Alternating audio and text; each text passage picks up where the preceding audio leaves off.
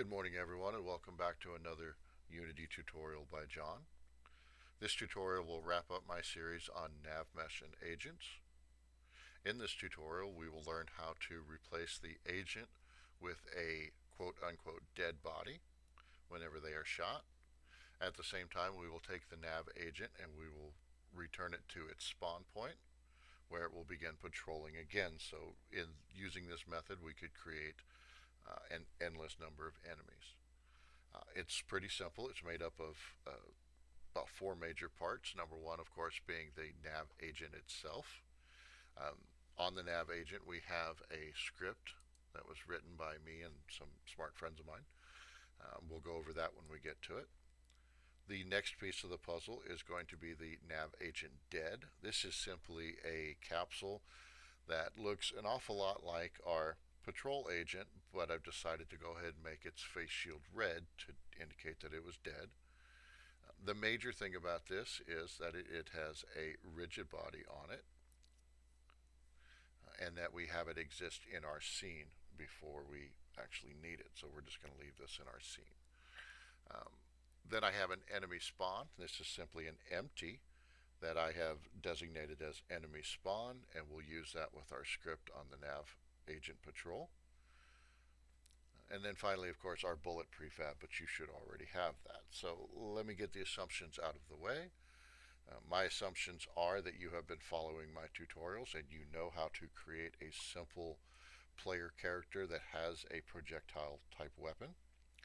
And from last week we learned how to do nav agents and make them patrol, so you should have that all set up as well.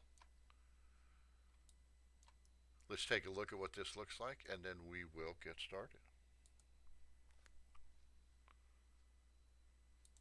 So when I first come in, we can see that my dead body simply falls over, and that's what I wanted to do at this point. The NavMesh agent is going to follow the waypoints, and we'll shoot him when he comes down here so that we can see where he respawns at.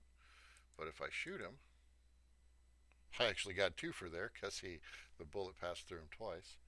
But we'll see that the dead body spawns, and since it is a rigid body, we can bump them around and things like that. If I wanted to shoot it again, I could, but it should despawn here relatively quickly. Let's go ahead and pop him again, and then we'll see how long that takes to despawn. It shouldn't take very long.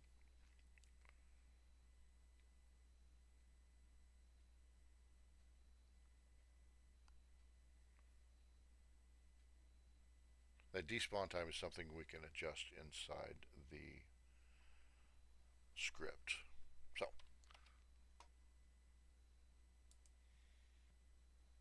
okay, since we've seen it in action, let's take a look under the hood at the script and see what makes it all work.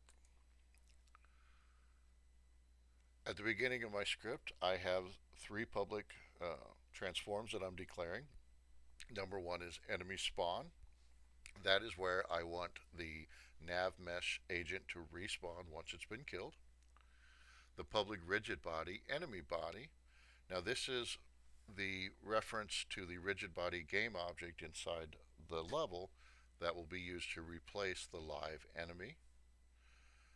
Finally, we have the public transform body spawn, and this will be the same as wherever my nav mesh agent is, because that's where I want my dead body to spawn. We will fill all three of these inside the editor once we get back to it. Everything in this script takes place in a simple void on trigger enter collider other.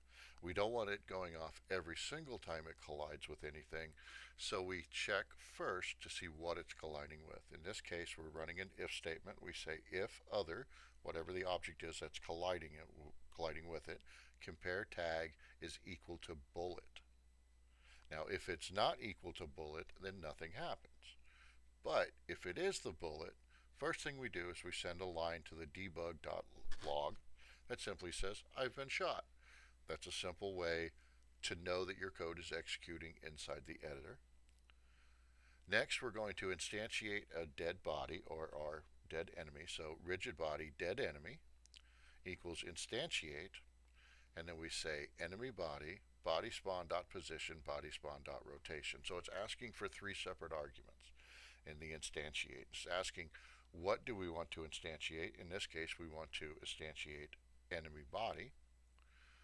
Where do we want to instantiate it? Body spawn dot position, and we want it facing the same direction as our enemy was, so body spawn dot rotation. After it spawns or instantiates the dead body, we want to get the live enemy out of there.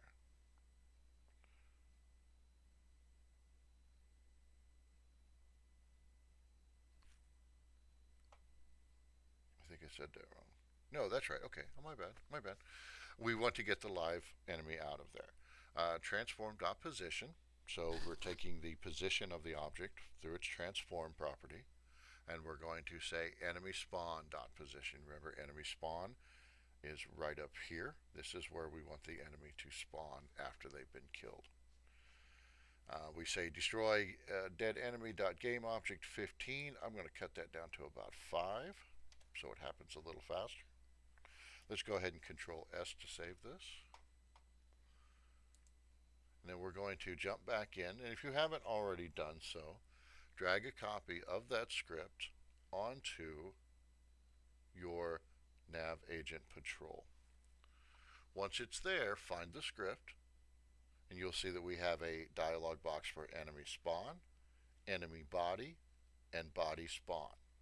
So the enemy spawn is the first one, and that's where we want our enemy to spawn after they've been killed. In this case, I'm using an empty to say where that is, and I would simply drag it from, let's get to the right agent. I would come find enemy spawn over here in my hierarchy, and I would drag it over here to enemy spawn. The next one is asking for enemy body, so it's saying what do you want to be the dead body. In this case, it is nav agent dead. So again, I just drag and drop it right there. It will only accept a rigid body, so make sure that you have a rigid body on there. And then finally, body spawn. Where do we want the body to spawn? Well, we want it to spawn wherever this nav agent patrol is. And so we're going to drag that and drop it onto there. Now by doing so, what happens is every time an object named bullet, and so I'm going to grab my bullet here, and you'll notice that I've tagged it as bullet already. But every time an object tagged bullet intersects with the nav agent patrol, immediately it is going to spawn the dead agent in the same position, and is going to move our nav mesh agent back to the enemy spawn point. So let's see that in action here.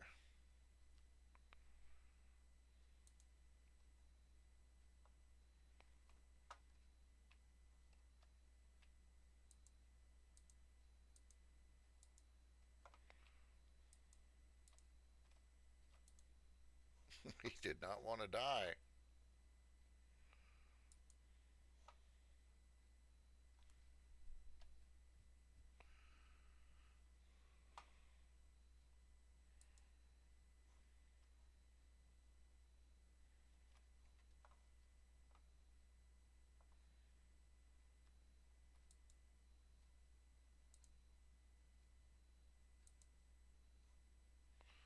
And there you go. You, of course, can replace the cylinders with anything you like. And there is much, much more that could be done with this. Many, many tweaks. But for an easy, simple enemy that dies, this is a quick way to do it. I hope you've enjoyed this tutorial, and I look forward to seeing what you make.